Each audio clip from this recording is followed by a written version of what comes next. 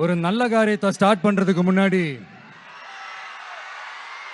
எங்க இருந்து ஸ்டார்ட் பண்ணலாம், நம்மள பிடிச்சவங்க இருக்கிற இடத்துல இருந்து ஸ்டார்ட் பண்ணலாமா, இப்படிலாம் நிறைய விஷயம் மனசுக்கு தோணும் இல்லையா? அது மாதிரி தமிழ்நாடே நமக்கு பிடிச்ச இடம் தான், நமக்கு மனசுக்கு ரொம்ப பிடிச்ச இடம் தான். தமிழ்நாட்டில் எங்க இருந்து வேணாலும் நம்ம ஸ்டார்ட் பண்ணலாம். பட் இருந்தாலும் நம்ம வீட்டு வாசல்ல இருந்து ஸ்டார்ட் பண்றதுன்னு ஒண்ணு இருக்குல்ல. நம்மள பெத்த அம்மா இருக்கிற இடத்துல இருந்து அவங்களோட ஆசியோட ஸ்டார்ட் பண்றதுன்னு ஒண்ணு இருக்குல்ல. அதானே ஒரு பிரைட்டான ஒரு சைனா இருக்கும், ஒரு ஒளியோட, ஒரு வெளிச்சத்தோட. சோ இதெல்லாம் மைண்ட்ல நினைச்சுக்கிட்டு தான் உங்க விஜய் உங்க பெரம்பூர் தொகுதியிலிருந்து, நம்ம பெரம்பூர் தொகுதியிலிருந்து நம்ம பிரச்சாரத்தை ஸ்டார்ட் பண்ணணும்னு முடிவு பண்ணிட்டேன்.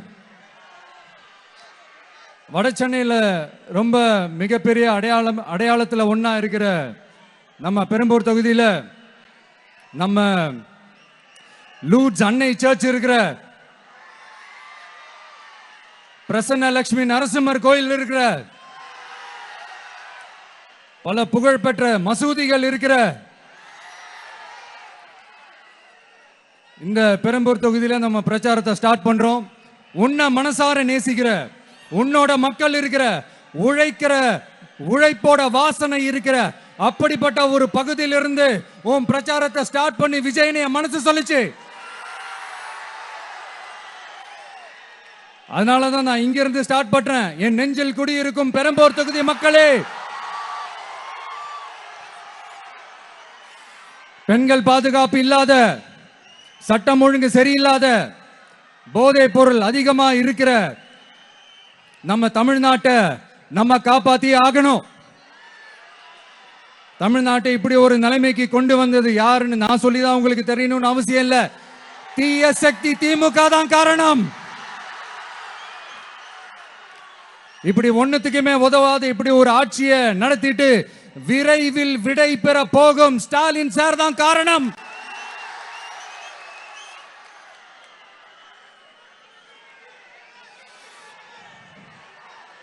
இந்த 5 வருஷத்துல என்ன நடத்தினாங்க? ஆட்சி நடத்தினாங்களா இல்ல வேற ஏதாவது நடத்தினாங்களா? ஒரு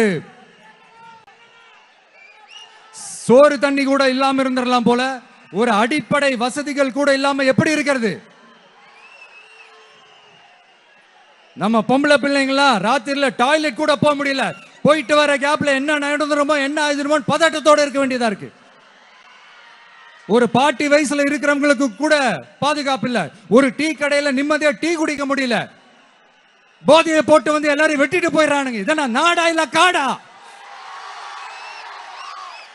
இங்க கவர்மெண்ட் ஒண்ணு இருக்குதா இல்லையா? 5 வருஷம் போலீஸ் டிபார்ட்மெண்ட் கையில வச்சிருக்கிற ஸ்டாலின் சார் ஒரு அடிப்படை பாதுகாப்பு கூட கொடுக்க முடியலன்னா எதுக்கு இந்த ஆட்சி, எதுக்கு இந்த அதிகாரம்? அதனால என்னுடைய அம்மா, அக்கா, தங்கைகளே, தோழர்களே, இளைஞர்களே, நண்பர்களே, உங்களை நான் கேட்கிறேன், இந்த தீய சக்தி திமுக ஆட்சியில பாதுகாப்பு இருக்கா? இந்த தீய சக்தி திமுக ஆட்சியில குழந்தைகளுக்கு பாதுகாப்பு இருக்கா? இந்த தீய சக்தி திமுக ஆட்சியில நீங்க நிம்மதியா இருந்தீங்களா? ஸ்டாலின் சாருக்கு மக்கள்லாம் முக்கியமே கிடையாது. மக்களுக்கான அடிப்படை வசதிகள், பாதுகாப்பு, இதெல்லாம் எதை பத்தி முக்கியமே கிடையாது. அவருக்கும் இந்த திமுக அரசுக்கும் இந்த 5 வருஷத்துல என்ன முக்கியம் தெரியுமா? குடும்பத்தோடு சேர்ந்து கொள்ளையடிச்சதுதான் முக்கியம். நான் முன்னாடியே சொன்ன மாதிரி டாஸ்மாக்ல மட்டுமே இது வரைக்கும் 1000 கோடிக்கு மேல ஊழல். இது வெளியே தெரிஞ்சது. வெளியே தெரியாத வரைக்கும் இன்னும் எவ்வளவு இருக்குதோ. அதே மாதிரி நகராட்சி துறையிலையும் 1000 கோடிக்கு மேல ஊழல். நம்மள பசங்க பிள்ளைங்க எல்லாம் படிச்சுட்டு வேலை தேடி எங்கெல்லாம் எப்படியெல்லாம் அலையறாங்க. அதுக்கு இந்த கவர்மெண்ட் என்ன செஞ்சிருக்காங்க தெரியுமா? இந்த நகராட்சி துறையில வேலை வாங்கி தரதா சொல்லிட்டு கோடிக்கணக்கான பணத்தை லஞ்சமா வாங்கிக்கிட்டு தகுதியானவங்களுக்கு வேலை வாய்ப்பை இல்லாத அளவுக்கு பண்ணியிருக்கிறாங்க. இதெல்லாம் எவ்வளவு பெரிய ஒரு ஏமாத்து வேலை. அதனால நம்ம தம்பி தங்கைகளே, உங்களுக்கான வேலை வாய்ப்பு இல்லாத இந்த ஸ்டாலின் சார் சர்க்காரை என்ன பண்ணலாம்? தூக்கி வீசி அறிவோமா? உங்களுக்கு பாதுகாப்பு இல்லாத, உங்களுக்கு வேலை வாய்ப்பு இல்லாத இந்த தீய சக்தி திமுக அரசு என்ன பண்ணலாம்? தூக்கி வீசி அறிவோமா? அடுத்து வண்டியா வச்சிருக்கிற பணத்தை என்ன பண்றதுன்னு தெரியாம இப்ப உங்க எல்லார்கிட்டையும் கொடுத்து எப்படியாவது ஜெயிச்சிடலாம்னு கனவு காணிட்டு இருப்பாங்க. நான் முன்னாடியே சொன்ன மாதிரி எல்லாத்தையும் வாங்கிக்கங்க. வாங்கிக்கிட்டு அவங்க காதுலயே விசில ஊதி அனுப்புங்க. எப்படி? அவங்க செவிலியே விசில ஊதி அனுப்புங்க.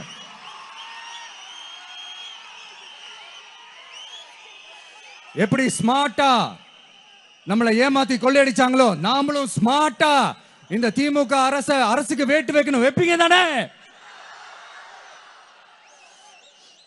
உங்களுக்கும் நம்மளுடைய ஜென்சி கிட்ஸுக்கும் நான் சொல்லிக்கிறது ஒண்ணே ஒண்ணுதான். ஏப்ரல் 23ஆம் தேதி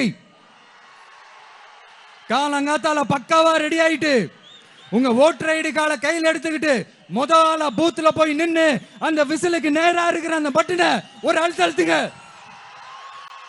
உங்க வீட்டுல இருக்கிற ஒவ்வொருத்தரையும் அழைச்சிட்டு போங்க.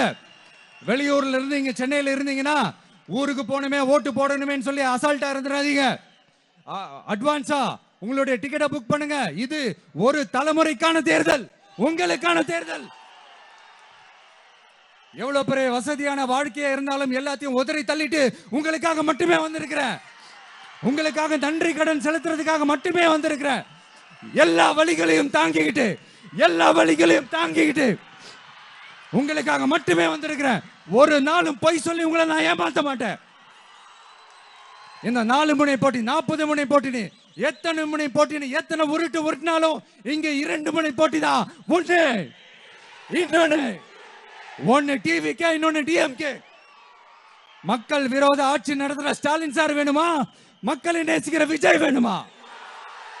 அவ்வளவுதான் இந்த தேர்தலே. அதனால உங்க விஜய்க்கு, உங்க அண்ணனுக்கு, உங்க தம்பிக்கு, உங்க பிள்ளைக்கு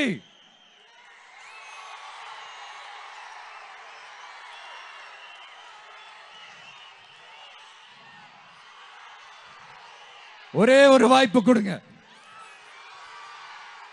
தயவு செஞ்சு விசில் சின்னத்துக்கு ஓட்டு போடுங்க. இது ஒரு விசில் புரட்சி தேர்தலா இருக்கணும். வேற வேட்பாளர்களை நிறுத்தினாலும் அந்த வேட்பாளரும் நானும் இந்த விஜயும் வேற இல்லை. கான்பிடென்டா இருங்க. நல்லதே நடக்கும். வெற்றி நிச்சயம். மீண்டும் சந்திக்கும் வரை நன்றி, வணக்கம்.